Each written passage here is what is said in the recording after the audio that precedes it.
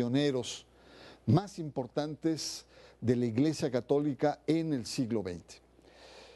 Teólogo de una profunda espiritualidad, un místico, pero al mismo tiempo un científico, un hombre que enarbola las tesis evolucionistas de Darwin, paleontólogo, un hombre del universo científico, incomprendido por unos porque la fe no podía vincularse a la razón, a la ciencia, y también del lado científico había reticencias por un personaje que reivindicaba la presencia de Dios en la materia y en la evolución del hombre. Vamos a ver cuáles fueron los principales aspectos en la vida y obra de Teilhard de Chardin, por supuesto aquí en Sacro y Profano.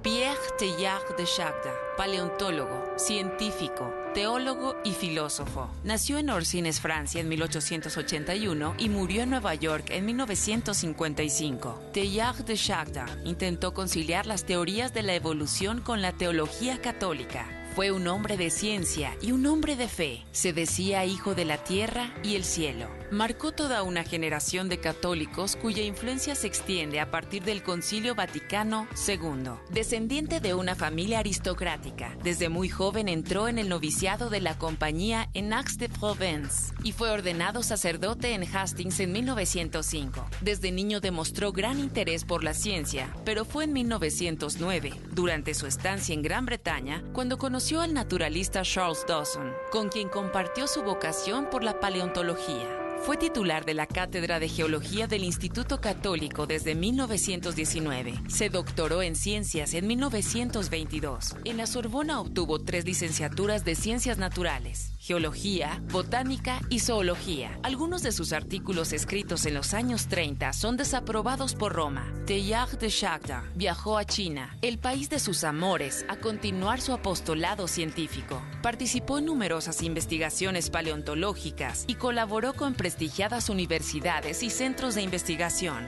Teilhard de Chardin es parte del equipo de científicos que descubrió al hombre de Pekín, que en aquel momento ratificaba la teoría de Darwin, considerado el eslabón perdido que mostraba la transición del homínido al ser humano. Teilhard murió en Nueva York el 10 de abril de 1955, el día de Pascua. Su asistente Jean Mocty recopiló y publicó gran parte de su obra de manera póstuma. Al principio los escritos fueron rechazados por el Vaticano. Sin embargo, a partir del pontificado del Papa Paulo VI, se reivindicó su pensamiento y su apostolado científico. Su principal legado es la posible conciliación entre la fe y la ciencia. Hasta la fecha, Teilhard es controversial.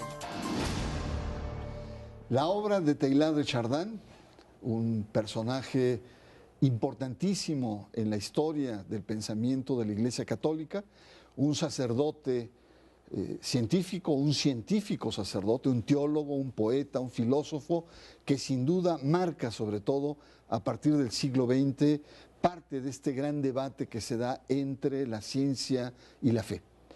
Y para conversar, yo agradezco mucho la presencia del padre González Torres, jesuita, que nos hable quién fue Teilhard de Chardin. Bueno, como decías, es un gran personaje. Nace en 1881, a finales del siglo XIX, muere en 1955, tiene una vida de lo más interesante, le toca ayudar a los enfermos, a los heridos de la guerra durante la Primera Guerra Mundial, inclusive recibió un reconocimiento como héroe de la patria, y después bueno, desde antes, pero empieza a desarrollar una actividad interesante en la que él se mete a ver qué dicen los científicos de ese tiempo, un poco sobre la naturaleza, sobre el ser humano, sobre la integración de todas las cosas. Como él era místico y poeta, él busca cuál es el camino de integrar todas las cosas y relacionarlas con Dios. La gente en el siglo XIX, los científicos, pues muchos se habían declarado ateos, inclusive lo que decían era que el pensamiento de Dios estorbaba el desarrollo de la ciencia y el desarrollo humano. Entonces lo que interesante es hallar, dice, no solo no estorba, sino que ayuda, sino que le da una luz especial a este desarrollo de la ciencia. Siguiendo la tradición de los jesuitas, él es un científico importante, un estudioso de las cosas de la materia, del ser humano y de la materia. Y una cosa interesante es que San Ignacio de Loyola termina los ejercicios espirituales y es como una síntesis de la formación de los jesuitas con una meditación que le llama una meditación para alcanzar amor, en la cual invita a que reflexionemos cómo Dios actúa en todas las cosas, cómo Dios está y actúa en todas las cosas. Y Teilhard de Chardin dice, pues esto, lo que me dijeron a mí desde joven en los ejercicios espirituales, pues es una realidad.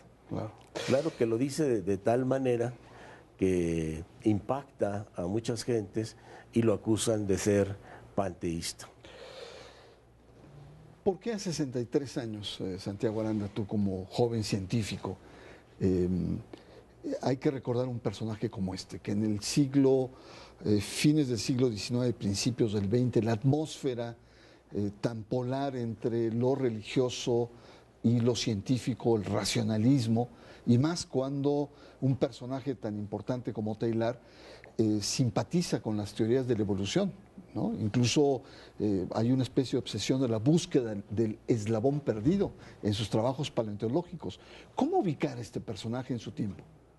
Bueno, en su tiempo fue una persona controvertida que creo que no estábamos todavía la mayoría preparados para entender su pensamiento, pero siento que lo que Teilhard nos estaba transmitiendo se fue diseminando como pulsaciones de corazón. Al principio fueron pequeñas, un grupo pequeño lo entendía, después más grandes en los 70s, cuando por fin se empiezan a publicar sus obras, y ahora, pues a 63 años, creo que, y espero, que sea un nuevo impulso este corazón, que este latido se rompa y permee, porque creo que ahora estamos mucho más preparados para comprender los pensamientos de Teilhard y en el espíritu de Teilhard que continúen estos pensamientos, que no nada más se queden ahí, sino que continúen para poder seguir analizando esta síntesis entre ciencia, fe, entre espiritualidad y conocimiento científico. Entonces creo que es muy pertinente ahora, con todos los conocimientos científicos que tenemos al día de hoy,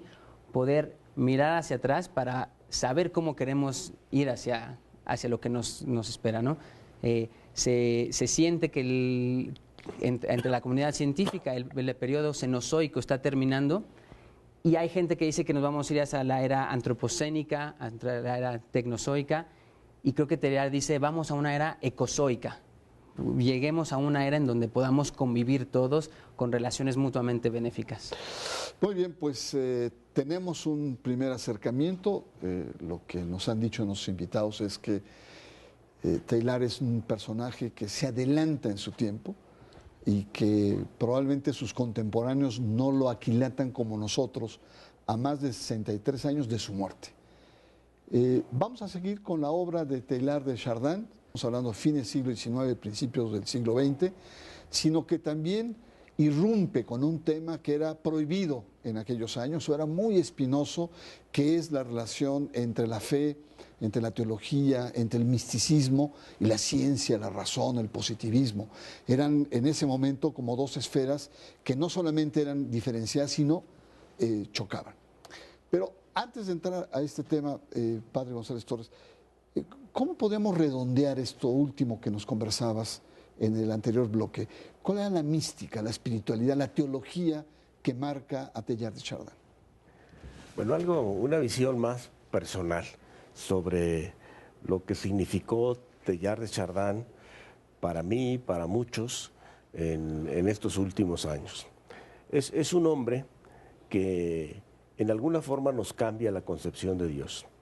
Estamos muy acostumbrados a sentir que Dios es el que nos gobierna, el creador de todas las cosas, el que nos pone leyes y el que nos pone límites. Sin que nosotros quitemos totalmente esto, creo que la visión de Teilhard es un punto al cual vamos nosotros, al cual aspiramos, al cual nosotros debemos de acercarnos con nuestra propia creación. Nosotros estamos en un mundo que se está haciendo, un mundo que va evolucionando, y nosotros estamos invitados a construir ese mundo de tal manera que lleguemos a una aspirada perfección que él le llama el punto omega.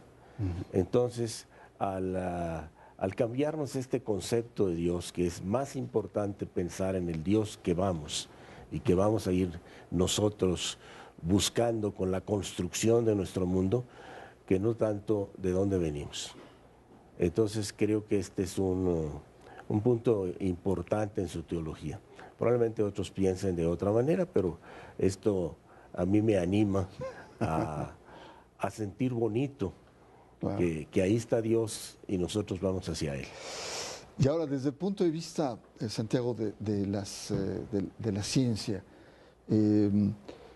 Teilhard de Chardin, para su tiempo era muy atípico, un sacerdote, un místico, una persona y un aventurero de la ciencia también, porque yo en un tiempo relativamente corto hizo 25 viajes a China en los años 30, que eran viajes larguísimos, era una persona moderna incluso para su tiempo.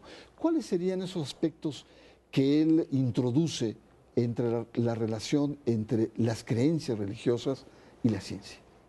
Pues para Teilhard nunca fueron indivisibles. Para Teilhard siempre fue una complementada con la otra y ayudadas a un mismo fin, que era alcanzar el punto omega que nos hablaba el padre. Teilhard vivió 30 años en China, pero además hizo excursiones en China. Entonces, el tipo de excursiones que hacía, un matemático le puso el Indiana Jones clerical, ¿no?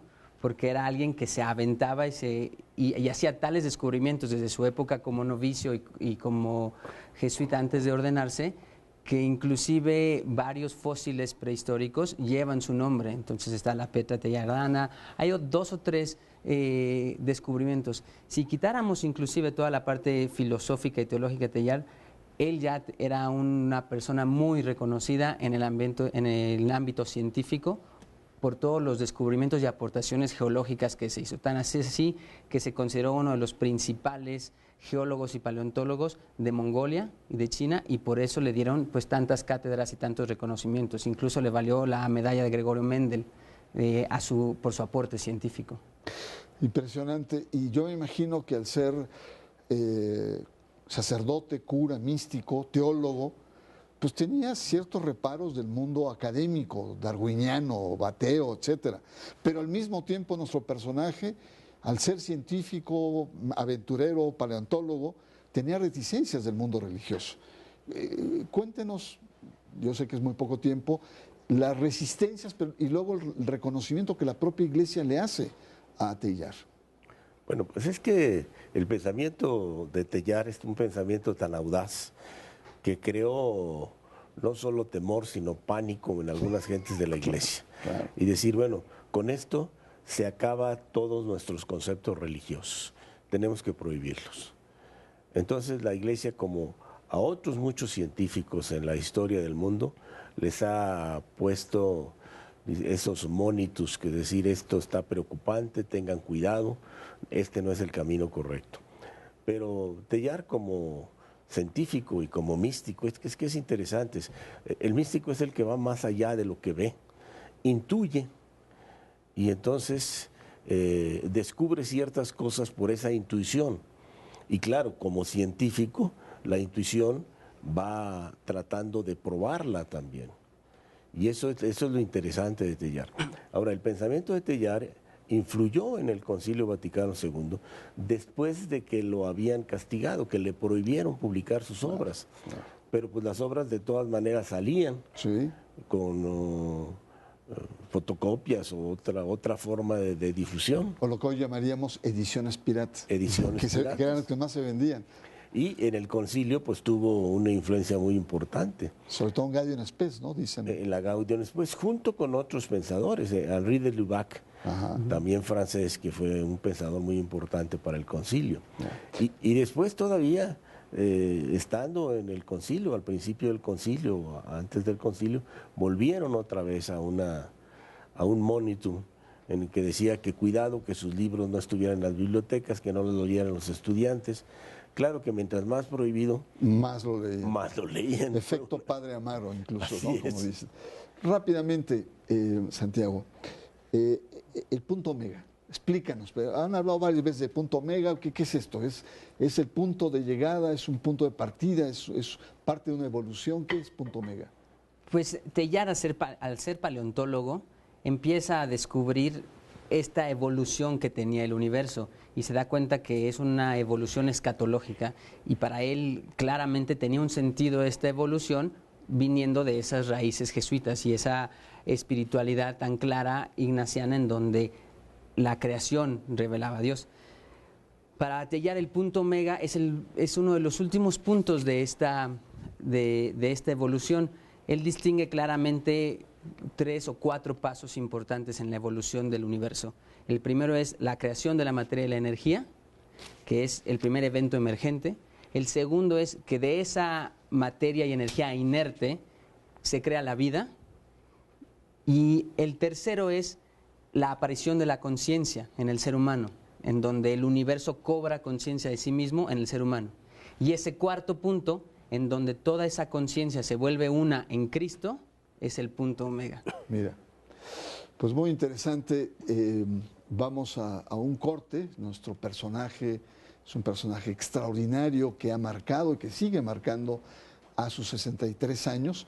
Y vamos en el siguiente segmento a ver, porque hay una obra de teatro que habla de su vida, de sus planteamientos. Chardin es el tema de esta noche en Sacro Profano, un personaje quizá para nosotros en México poco conocido de manera amplia o masiva, pero en círculos de estudiosos, de teólogos, en las universidades y el pensamiento cristiano, sin duda es uno de los personajes con mayor huella, con mayor incidencia en el pensamiento entre la modernidad y la fe, la dimensión religiosa. Pero sobre su vida hay una obra de teatro, la obra de teatro en la que, pues ni más ni menos que la dirige Luis de Tavira, que es muy conocido en el mundo teatral, y uno de los, digamos, escritores, elaboradores del argumento, pues es José Ramón Enríquez, también un famoso e importante intelectual católico de nuestros días. Cuéntanos un poco más, porque tú eres uno de los productores de esta obra. Así es. Bueno, el motivo de producir esta obra es el acercar al pensamiento actual, a los estudiantes, a los jóvenes, a este gran personaje. Animarlos a que las inquietudes que tienen sobre Dios, sobre la ciencia, y lo que en alguna forma ven los jóvenes, que eso no se puede compaginar, hubo un personaje que lo pudo hacer. Esta obra presenta algunas escenas de su vida, algunos diálogos, algunas frases interesantes, significativas de lo que él quiso hacer, y creo que esto puede inspirar a que la gente piense con más libertad. ¿Cómo se llama la obra, Enrique? Se llama El corazón de la materia. El corazón de la materia. Tú participaste también en algunos fragmentos, ¿no? Algunas cosas de... Sí, un poco estuve participando. ¿Qué te parece la obra? Pues me parece muy pertinente, me parece que tiene todo el espíritu teilhardano, porque te deja ver dos mundos y los entrelaza, y al entrelazarlos estos dos mundos te da una visión de esperanza, no te deja nada más pensando ¿y ahora qué sigue?, sino te pregunta, bueno, ¿tú qué vas a hacer para llegar a ese punto omega?, como nos decía el padre, pero también te dice hay una esperanza, el futuro va a ser mejor que los pasados si lo sabemos construir. Y yo creo que la obra es una síntesis de lo que todos los jóvenes nos estamos preguntando, ¿cómo concilio la fe, cómo concilio la ciencia en un solo mundo de las dos cosas que creo? Creo en la evolución, pero también creo en mi fe, ¿cómo lo concilio? Y ahí en la obra deja ver esa parte, ¿no? Entonces es una obra pues que invita a esa reflexión y que te da esa no respuesta, pero sí esperanza y lugares en donde hacer la reflexión. El corazón de la materia se llama la obra, y es sobre la vida, la trayectoria, la obra y sobre todo la huella que ha dejado. Son los fines de semana. ¿En qué teatro está? En el Teatro del Centro Nacional de las Artes, allí en Churubusco y Tlalpan. Ajá. Es el sábado y domingo a las 6 de la tarde. ¿De aquí hasta cuándo va a estar De la aquí obra? hasta el 14 de mayo. Al 14 de mayo. Y algunos días entre semana tendrían que buscar en Ya. internet o en Ticketmaster qué días se presenta entre semana, no todos los días. Pues muy bien, llegamos al final y es una tradición aquí en Sacro y Profano pues pedirles una reflexión última, sus conclusiones. Es muy poco tiempo, pero creo que el personaje amerita un cierre. Hay Padre. una frase en la obra que yo creo que sintetiza en esto cuando dice: se trata de edificar una idea honorable de Dios. Muy bien. ¿Cuáles serían tus apuntes finales, Santiago? Y muchas gracias por venir. Y además, déjame decirte muchas gracias por ver gente joven, científica, que está preocupada por temas de fe y de espiritualidad. Muchas gracias por la invitación. Pues mi apunte final es simplemente que Teilhard pensaba que solamente habría él alcanzado la meta si continuábamos nosotros a rebasarlo. O sea, necesitamos de los aportes como el corazón de la materia, esta obra, y todas las demás reflexiones que podamos girar en torno a él para poder concluir lo que él empezó y sintetizar un pensamiento que nos lleve al punto omega, que nos lleve a una unificación de conciencias.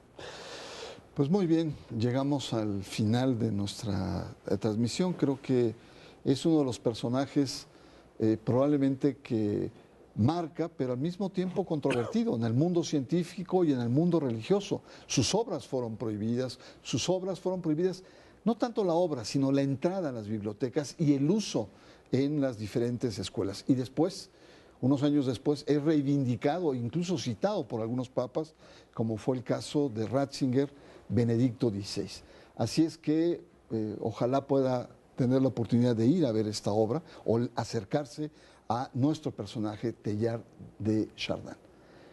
Por su atención, muchas gracias, y le invito para que la próxima semana estemos aquí nuevamente en Sacro